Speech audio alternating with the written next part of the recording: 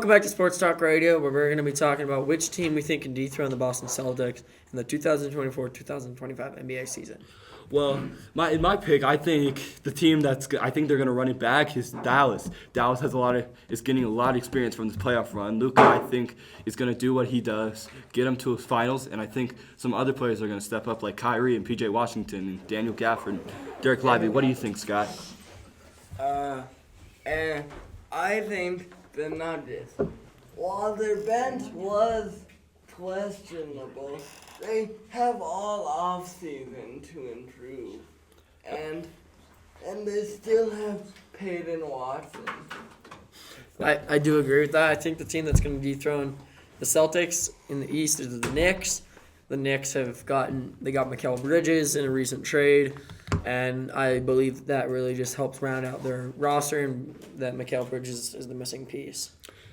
Yeah, but how we know that the Knicks are the Villanova Knicks, but how can that translate to the NBA? Like, I know they're all good players by themselves. I mean, we've seen that every single one of those players has proven that they can do their things. I mean, Dante DiVincenzo had multiple 30-point games in that second round versus the Pacers, and Jalen Brunson. I mean, obviously Jalen Brunson is one of the best point guards in the entire league.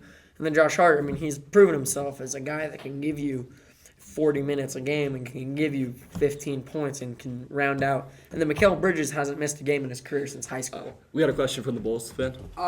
You guys failed to mention the Phoenix Suns with all this talent, like Kevin Durant, who's one of the best in the league, if not the best, Bradley Beal, and Devin Booker. That is true, but knowing that tonight is draft night, and there's rumors going around with Durant maybe being traded to Houston or other teams with stuff. I mean, you really don't know. I mean, and they are under new coaching. Yeah, that is true. Who knows if it will translate? So how do we know? How do we know if Devin Booker can lead a team to a ring?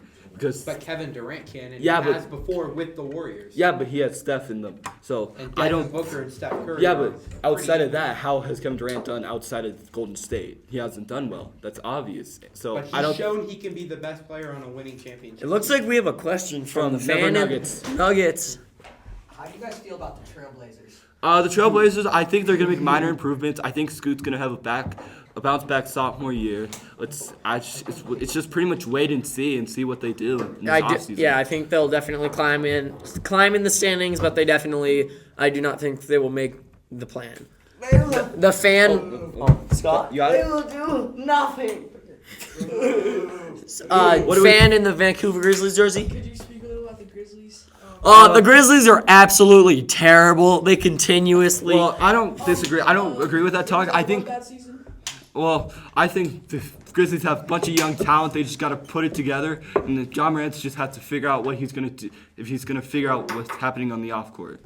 Their star point guard has more interest in flashing his guns and clubs than he does playing the point guard position. Number 33. What How Brock do you is saying? feel about the number one seed in the Western Conference last year that has already improved over this offseason?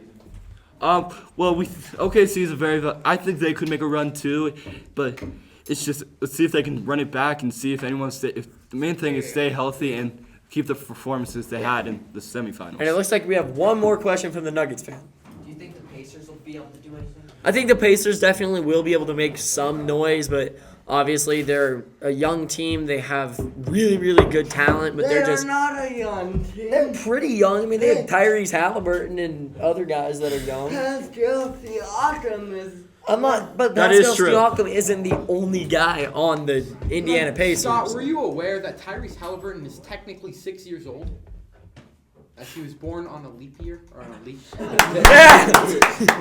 Yeah, he is technically 6 years. So, All right, this segment was brought to you by MLW. Catch the best wiffle ball action on the internet on their YouTube page, MLW Wiffle Ball, and all of their socials. They also have a summer of stadiums tour is headed to many major league and minor league baseball parks around the country, and look for play-by-play calls of the days after the first game of the series video posted on their YouTube. thank you for listening to this segment.